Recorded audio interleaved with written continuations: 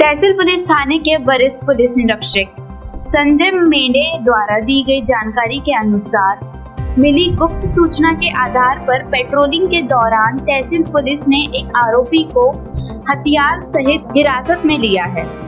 आरोपी के पास एक चाकू और एक कट्टा बरामद किया है। आरोपी के खिलाफ मामला दर्ज कर लिया गया है और आगे की जांच पुलिस द्वारा की जा रही है। आरोपी किस अपराध को अंजाम देने जा रहा था, इसकी जांच अभी पुलिस कर रही है। संबंध में अधिक जानकारी वरिष्ठ पुलिस निरीक्षक संजय मेंढे द्वारा दी गई।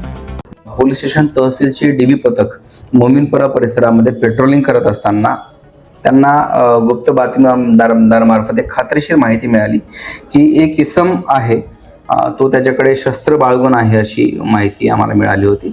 त्यांनी जे वर्णन सांगितले होते त्यानुसार डीबी पथकाने अशा वर्णनाचा एका इसमाला ताब्यात घेतलं, त्याची झडती घेतली असता त्याच्याकडे एक चाकू आम्हाला मिळून आला। त्यांनी त्याचं नाव इम्रान खान वल्द इब्राहिम खान, वय 25 वर्षे, राहणार संजय वार्ड, मंगल भवन, पोलीस ठाणे कोतवाली, शिवनी मध्य प्रदेश। हा शिवनी मध्य प्रदेशचा राहणार आहे। त्याच्याकडे तो चाकू मिळाला, तो जवळपास 14 इंच लांब आणि 1.5 इंच रुंदीचा तो चाकू मिळून आला होता। त्याच्याकडे सखोल तपास केला, आम्ही चौकशी केली की बाबा तो चाकू कशासाठी बाळगला होता, काय बाळगला होता।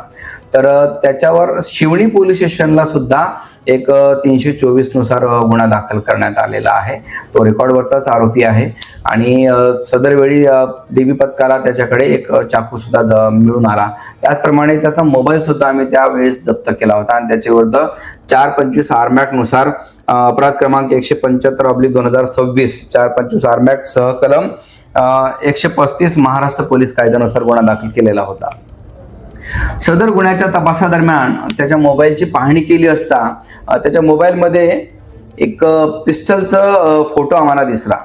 मग त्या आरोपीला आम्ही सखोल चौकशी केली, विचारपूस केली, तेव्हा त्यांनी कबूल केलं की सदरचे पिस्टल हे त्याच्याकडे शिवणी त्याच्या राहते घरी मध्य प्रदेश येथे आहे आणि सोबत आल्यास ते पिस्टल तो काढून द्यायला तयार होता। त्यानुसार मेमोरंडम पंचनाम्यानुसार आम्ही टीम शिवनी येथे मध्य प्रदेश पाठवली होती।